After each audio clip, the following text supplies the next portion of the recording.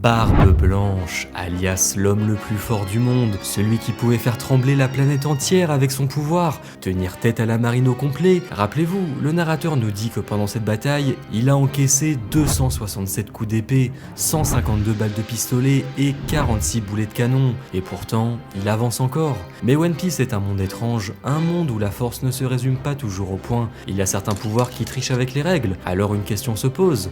Qui, dans One Piece, peut réellement battre Barbe Blanche? Si mes vidéos te plaisent, n'hésite pas à t'abonner, liker et commenter pour soutenir la chaîne. Bref, on perd pas de temps. Allons-y. On commence avec une petite sélection de personnages qui peuvent, selon le manga, battre Barbe Blanche dans un combat en 1 contre 1. Gold Roger. Roger, c'est l'homme par qui tout a commencé, le roi des pirates. Pas parce qu'il était le plus riche ou le plus cruel, mais parce qu'il était le plus libre.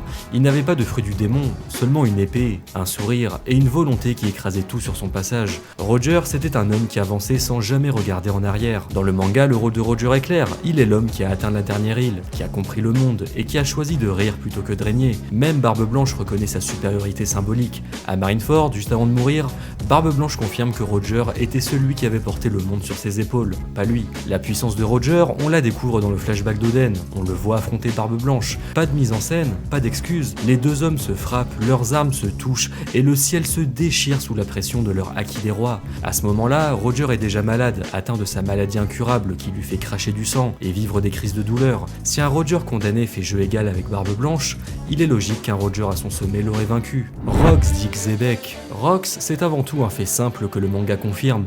Il était le capitaine de Barbe Blanche. Pas un allié, pas un rival, même pas un égal à ce moment-là. À l'époque de God Valley, Barbe Blanche naviguait sous le joli Roger de Xebec. C'est Sengoku qui nous l'avait dit au chapitre 957. Rox commandait un équipage où se trouvaient Barbe Blanche, Kaido, Big Mom et Shiki. Déjà là, le niveau est absurde. Dans les révélations récentes, dans le flashback lié à Loki, Rox est montré au même niveau que Roger.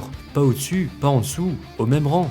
Et quand on regarde ce qu'il a accompli, ça colle. Jour 1 de son aventure pirate, Rox a tué un amiral. Il a détruit une porte de la justice, symbole absolu du pouvoir du gouvernement mondial. Ce ne sont pas des exploits de pirates ambitieux, ce sont des actes de guerre directs contre le système. Et s'il peut battre Barbe Blanche, c'est presque une évidence. À cette époque, Rox dominait déjà des monstres qui deviendront des empereurs. Commander 3 futurs Yonko plus Shiki, c'est pas juste du charisme, c'est de la supériorité pure. Barbe Blanche n'était pas encore l'homme le plus fort du monde à l'époque, c'était un membre de son équipage. Face à Rox, il n'y avait pas de duel honorable, il y avait un capitaine qui avançait et tout le monde qui suivait. Et rien que ça, ce distinguo entre capitaine et second, ça veut tout dire. Harald, c'est le roi des géants d'Elbaf, et rien que ce titre pèse lourd. Elbaf, depuis Little Garden jusqu'à Big Mom, elle est présentée comme la nation guerrière ultime. Être roi là-bas, c'est pas symbolique, c'est être reconnu comme le plus fort parmi un peuple déjà monstrueux. Et Harald, en plus de ça, il se distingue par une taille complètement démentielle, bien au-delà des géants qu'on connaît. Rien que sa présence change l'échelle du combat. Dans le flashback de Loki, on voit Harald faire jeu égal avec Xebec. C'est montré comme un affrontement équilibré, sans domination claire. Alors oui, c'est discutable, Rox est son ami, et il est possible qu'ils ne se battent pas à fond. Mais même avec cette réserve, le message est fort. Rox, l'homme qui commandait Barbe Blanche, traite Harald comme un égal, pas comme un subordonné. Et ce respect va encore plus loin. Rox estime Harald davantage que Barbe Blanche, au point de lui révéler son véritable nom, Davy D. Xebec. Dans One Piece, le nom, et surtout le dit, ne se partage pas à la légère. Ce genre de confiance ne se gagne pas avec des discours, mais avec la puissance et la stature. Harald n'est pas seulement fort, il impose le respect à l'homme le plus dangereux de son époque. Face à Barbe Blanche, aussi titanesque soit-il, Harald apporte quelque chose de différent. Une force ancienne, écrasante, amplifiée par une taille et une puissance que même les séismes peuvent avoir du mal à faire plier. Loki. Dès son introduction, il est présenté comme une anomalie. Dans le flashback, on apprend qu'alors qu'il avait littéralement 40 secondes de vie, il a été jeté dans le vide. C'est pas une métaphore. Sa mère l'a regardé et l'a jeté dans le vide. Et pourtant, Loki en ressort totalement indemne. Mieux encore, il revient en ayant tué un ours sur son passage. Ce genre de scène n'est pas là pour faire joli. Oda pose immédiatement le niveau. Chez les géants, Loki n'est pas vu comme un simple prince, mais comme un démon. C'est le fils d'Harald et il en a hérité la taille hors norme, pas seulement grand pour un géant, grand, même selon les standards d'Elbaf. Son attitude colle avec ça, Loki est nerveux, constamment sur le qui-vive, comme un animal trop puissant pour la cage dans laquelle on l'a mis. Le fait même que les géants aient choisi de l'isoler en dit long.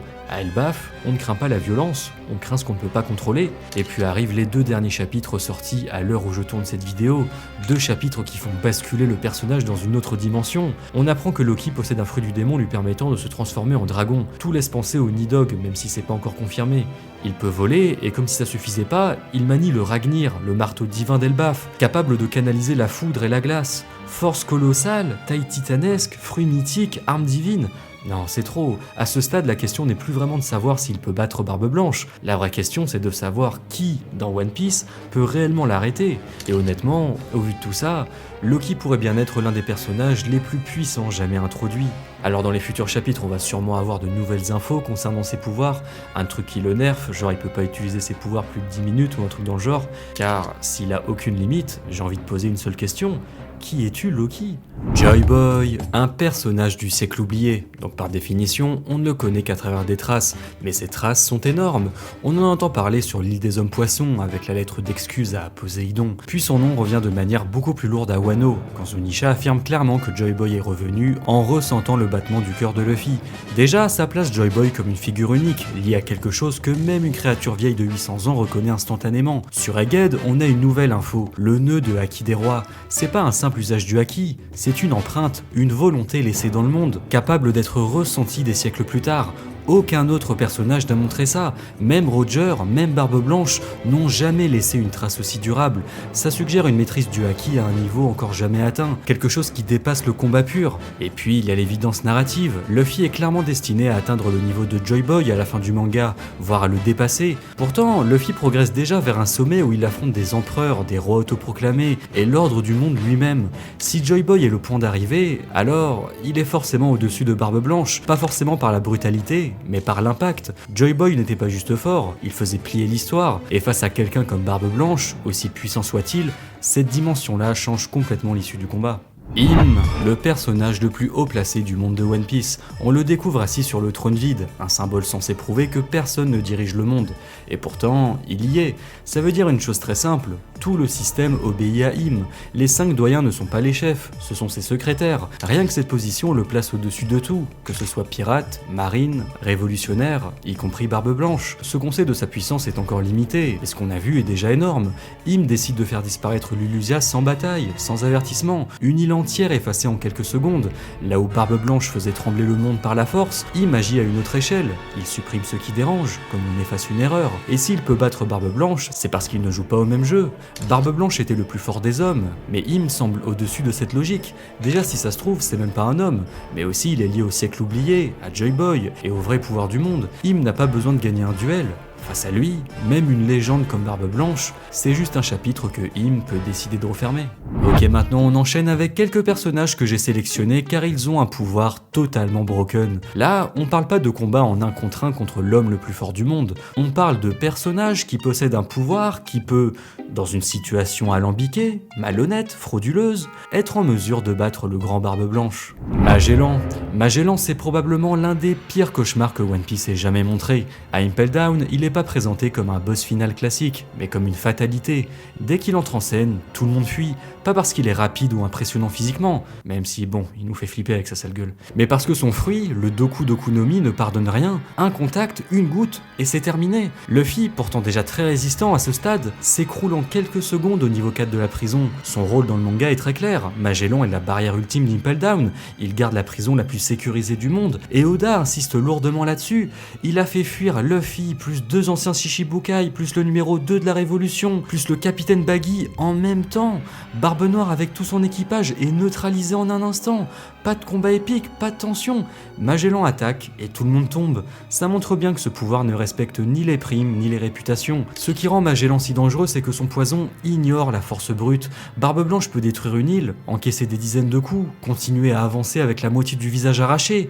Mais rien de ça ne protège contre le poison de Magellan. Le Gura no Mi ne sert à rien si le corps lâche de l'intérieur. On se rend pas compte à quel point le pouvoir de Magellan serait terrifiant si le gars était sur un champ de bataille. C'est pour ça qu'Oda l'a mis à Impel Down, dans un espace fermé, confiné, car tu mets Magellan à Marineford, ce mec, c'est le diable. À Marineford, Barbe Blanche est vieux, malade, sous perfusion avant même le combat.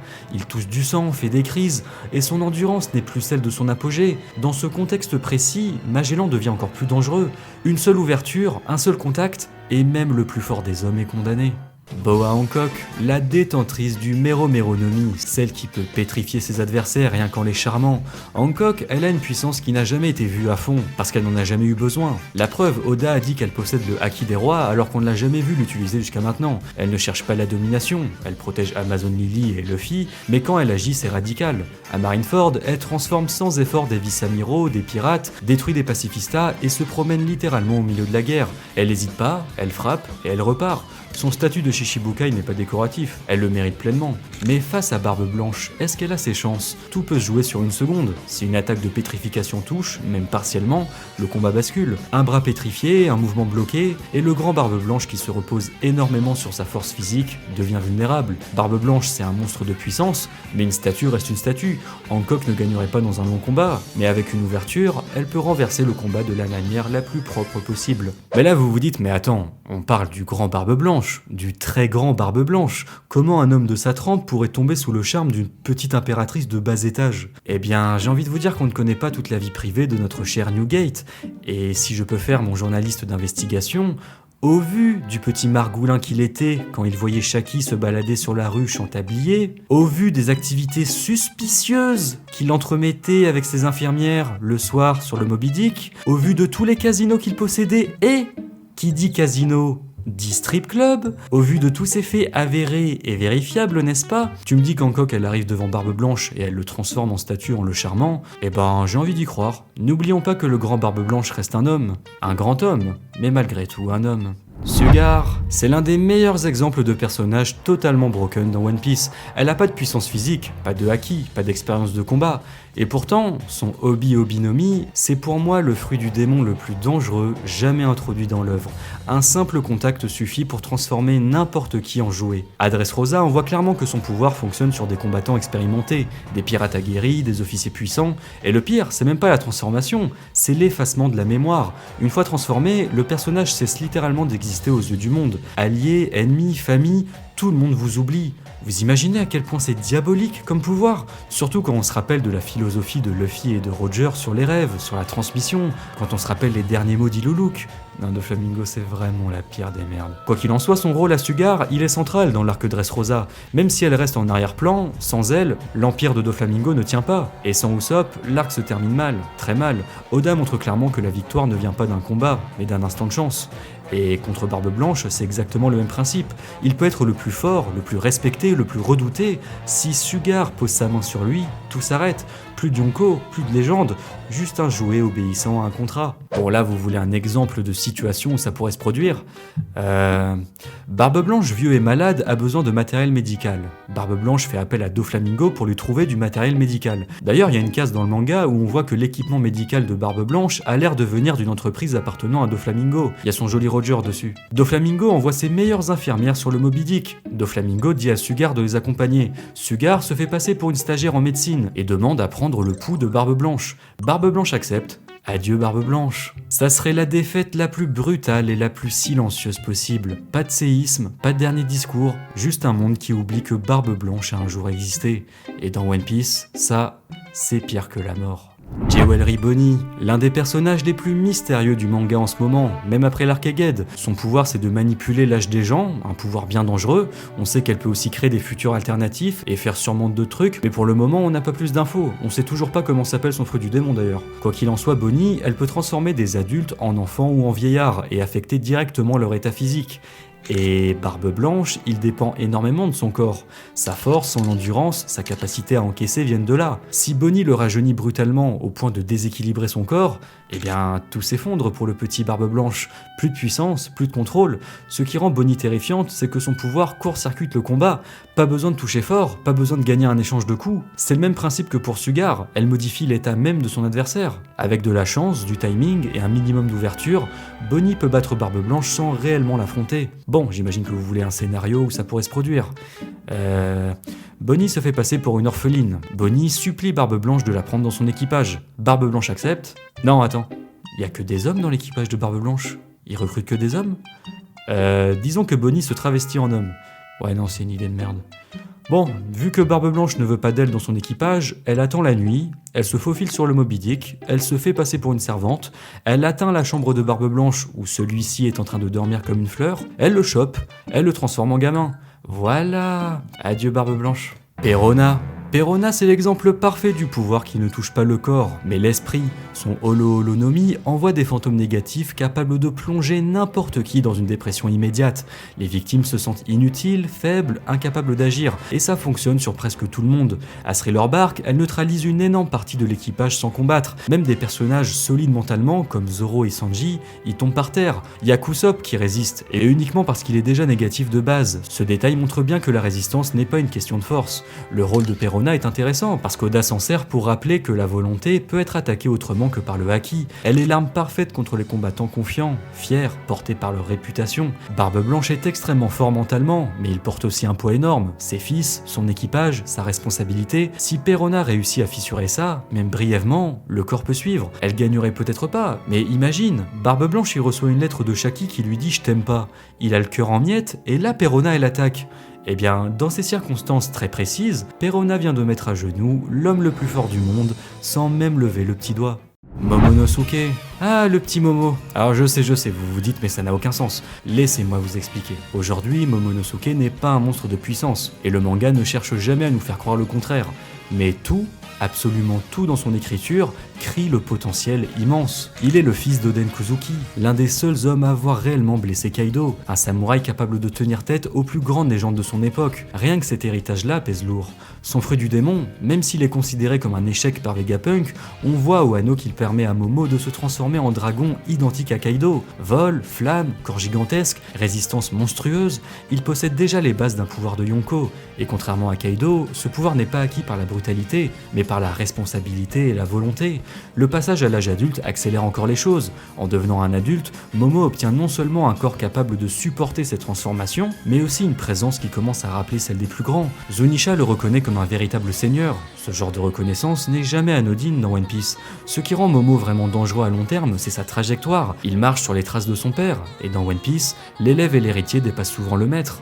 Roger a ouvert la voie, Luffy va la dépasser, Oden était un géant de son époque, et Momo a accès à un monde encore plus vaste, avec plus de connaissances, plus d'alliés. Alors oui, aujourd'hui Momonosuke ne peut pas battre Barbe Blanche, mais dans l'avenir, adulte, maîtrisant son fruit, son haki, et portant l'héritage d'Oden, il peut clairement atteindre le niveau Yonko, voire plus. Et à ce stade-là, Barbe Blanche ne serait plus un obstacle à dépasser, mais une référence du passé, un sommet ancien qui montre jusqu'où on peut aller, et que Momonosuke pourrait, un jour, dépasser à son tour.